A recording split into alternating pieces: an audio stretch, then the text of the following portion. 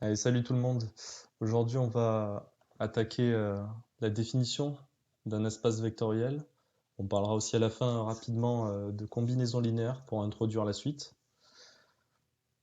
Pour pouvoir définir un espace vectoriel, j'ai donc présenté la notion de loi de composition interne. Je m'en suis servi pour décrire ce qu'était un groupe, un anneau et aussi un corps. Et j'aimerais présenter très rapidement juste la définition et une propriété sur la notion de loi de composition externe. Donc une loi de composition externe se définit quasi de la même manière que la loi de composition interne, à l'exception qu'on a deux espaces différents mis en jeu. Donc c'est une application d'un produit de deux ensembles K et E dans E lui-même.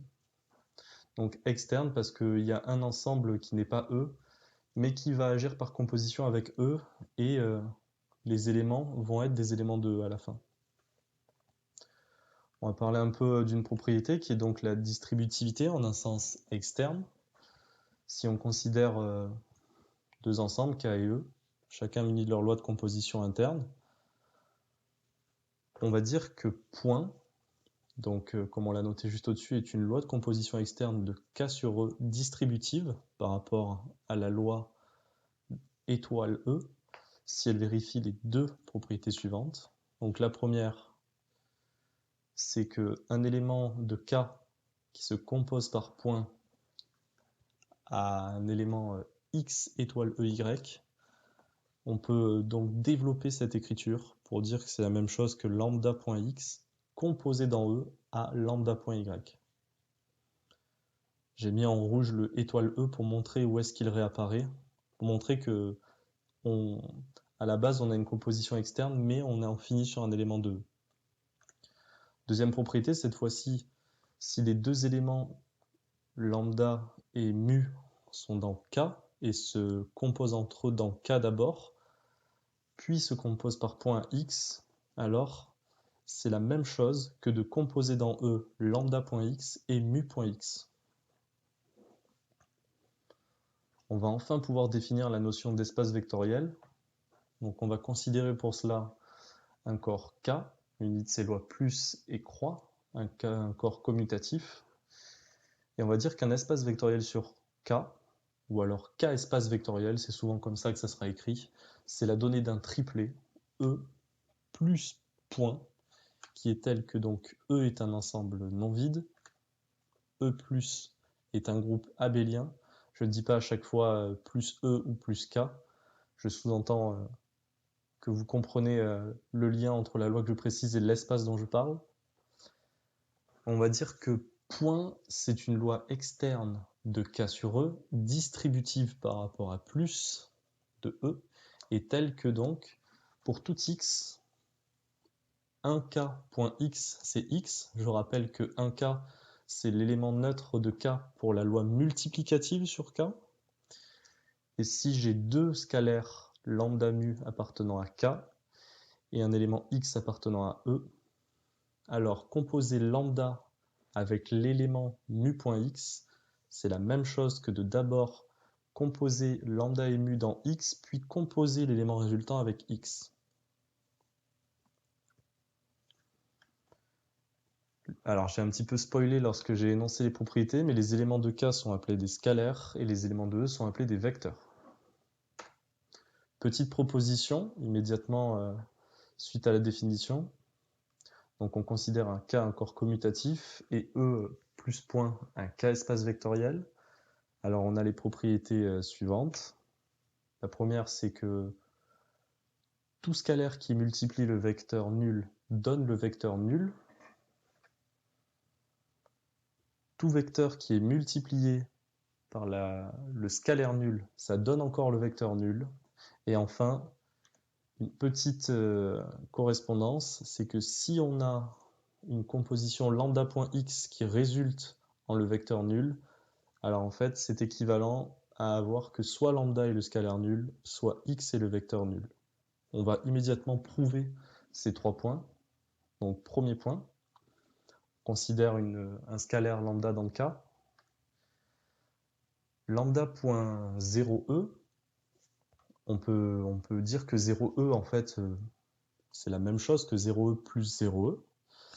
Et on va exploiter la distributivité de la loi externe par rapport à plus. On va donc dire que lambda.0e, c'est égal à lambda.0e plus lambda.0e. Sur les deux membres de cette égalité, on va donc ajouter l'inverse pour la loi plus. On rappelle que E plus forme un groupe et donc que tous ces éléments sont inversibles pour la loi plus. Donc on ajoute le moins lambda plus 0e des deux côtés. Et là, on va utiliser sur le membre de droite de cette deuxième ligne l'associativité pour que la parenthèse lambda plus 0e plus lambda plus 0e vienne se déplacer à gauche, ce qui va nous permettre de faire apparaître l'élément nul.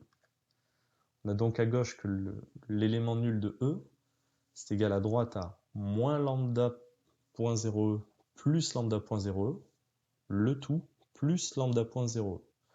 Ce qui est entre parenthèses, ça donne le vecteur nul.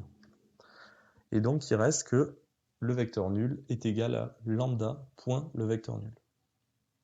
Donc, on vient de montrer notre premier point. Prouvons maintenant le deuxième point.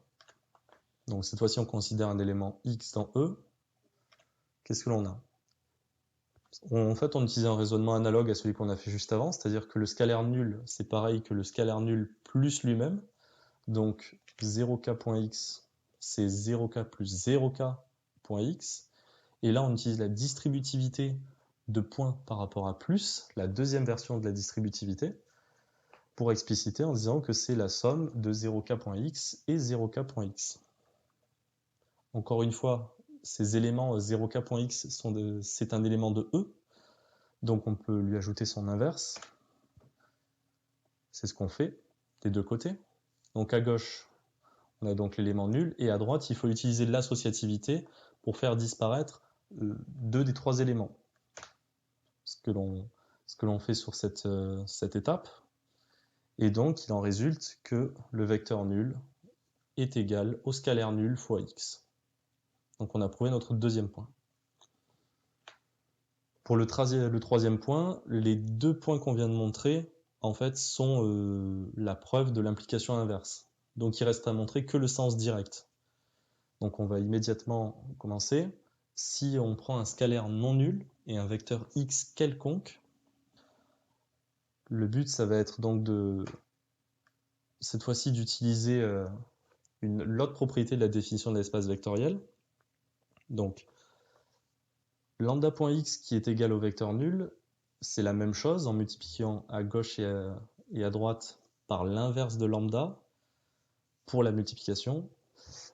Et donc, on a que lambda-1 point lambda.x, c'est égal à lambda-1 point 0e, c'est égal à 0e, puisqu'on vient de dire qu'un scalaire qui multiplie le vecteur nul, c'est le vecteur nul.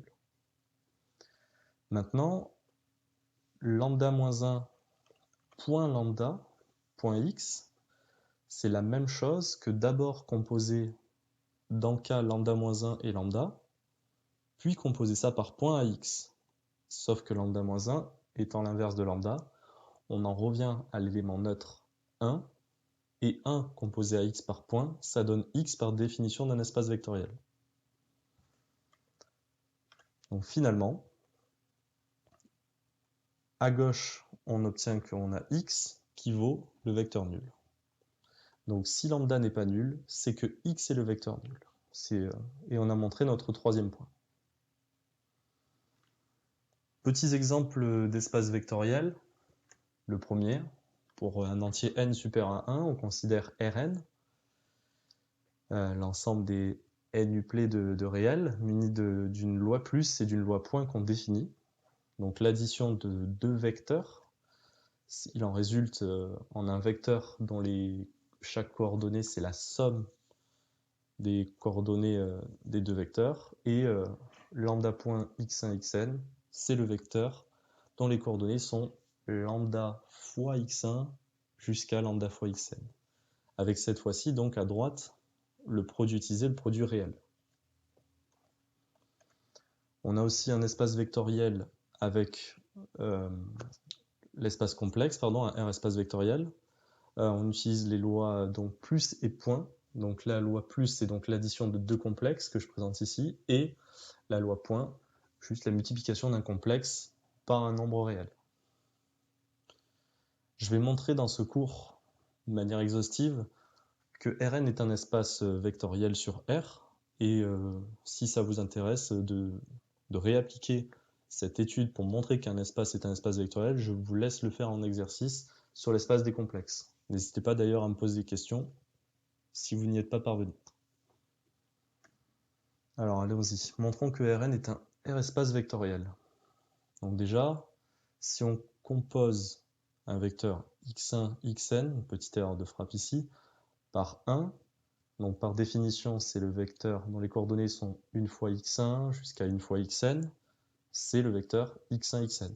Donc c'est le vecteur lui-même. On a vérifié notre premier point. R est un corps commutatif, parce que, étant donné deux éléments de R, x et y, x plus y c'est la même chose que y plus x, et de même, x fois y c'est la même chose que y fois x.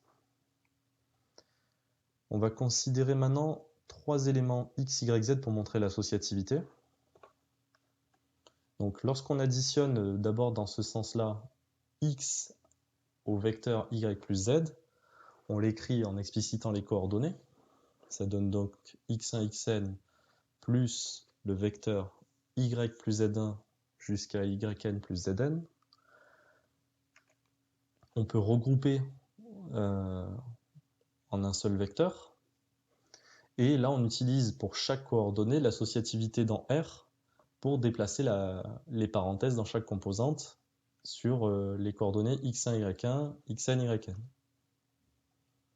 Et enfin, on resépare en deux vecteurs, en une somme de deux vecteurs. Et donc ça, c'est x plus y plus z. Donc là, on a montré l'associativité. Maintenant, il nous faut un inverse pour la loi plus et un élément neutre pour montrer qu'on a bien un groupe. Alors c'est assez simple. Pour un vecteur x1, xn, l'inverse pour la loi plus, c'est le vecteur dont les coordonnées sont les opposés des coordonnées de x. Et l'élément neutre, c'est le vecteur dont les coordonnées sont 0. Alors, là, ce qu'on vient de montrer, c'est que Rn+ est un groupe, et il est commutatif parce que l'addition réelle est commutative. Et du coup, à chaque fois que vous allez additionner deux vecteurs de Rn, vu que vous allez pouvoir permuter de composante en composante les additions réalisées, vous pouvez dire que x plus y égale y plus x dans Rn. On va maintenant montrer des propriétés sur la loi externe. Donc si on a lambda appartenant à R et x, y deux vecteurs de Rn, on va montrer la distributivité de points par rapport à plus. Donc lambda.x plus y, on explicite avec la définition de la loi qu'on a établie. C'est donc le vecteur dont les coordonnées sont lambda fois x1 plus y1 jusqu'à lambda fois xn plus yn. Et là, on sait dans R qu'on a une distributivité de l'addition, enfin de la multiplication par rapport à l'addition. Donc, on explicite, et là on voit qu'on va pouvoir séparer en une somme de deux vecteurs. Et cette somme de deux vecteurs met en jeu deux éléments, et chaque élément est en fait la composition de lambda avec le vecteur x et la composition de lambda avec le vecteur y par point. Donc on vient de mettre en évidence la première propriété de la distributivité. Maintenant on utilise, on va montrer une autre propriété. Cette fois-ci, d'abord on considère deux constantes réelles et un seul vecteur x. Donc lambda plus mu point x. On écrit donc la définition même de cette opération. C'est donc le vecteur dont les coordonnées sont lambda plus mu fois x1 jusqu'à lambda plus mu fois xn. On a une distributivité dans R. Encore une fois, ça nous permet d'expliciter la somme de deux vecteurs. Et ces deux vecteurs, c'est bien lambda.x et mu.x. Donc là, on a bien vérifié l'associativité de points par rapport à x. Par rapport à plus, excusez-moi.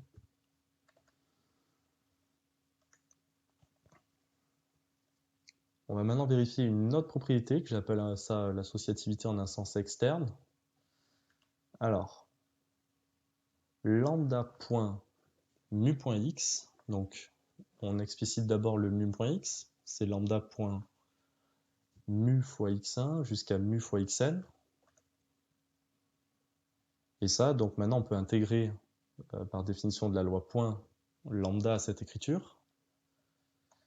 Et ici on peut utiliser l'associativité du produit réel pour déplacer la parenthèse. Et donc on réexplicite l'utilisation de la loi point en disant que c'est lambda fois mu point x. Donc on a bien cette associativité dans le sens externe. Vous avez pu voir qu'on a eu, avant que j'en vienne aux remarques, c'est assez exhaustif. Il faut quand même montrer pas mal d'étapes. Et je vous suggère de le faire au moins une fois soit de le refaire sur Rn, soit de le faire sur l'espace décomplexe, pour vous entraîner et vous habituer à comprendre toutes les lois dont on a besoin pour décrire un espace vectoriel. Mais vous verrez que dans les prochains cours, on va simplifier la façon de définir si un espace est un espace vectoriel. Alors là, j'aimerais revenir sur des remarques importantes. Donc je rappelle, si x et y sont deux éléments de E, x plus y donne un nouvel élément de E. De même, si je compose par la loi externe un scalaire et un vecteur, ça me donne un nouveau vecteur. Une petite conséquence, c'est que si j'ai n éléments de E, x1, xn, alors leur somme est un élément de E. Il suffit de l'écrire de manière itérative. Par exemple, je commence dans le sens xn-1 plus xn, c'est dans E, donc je peux ajouter xn-2 à ce nouveau vecteur. Et ce nouveau vecteur xn-2 plus xn-1 plus xn, il est dans E, donc je peux lui ajouter xn-3. Et du coup, je peux itérer et arriver jusqu'à x1. Alors, ça paraît trivial, mais il faut quand même... Jusque-là, on a eu des définitions que pour des compositions d'éléments 2 à 2.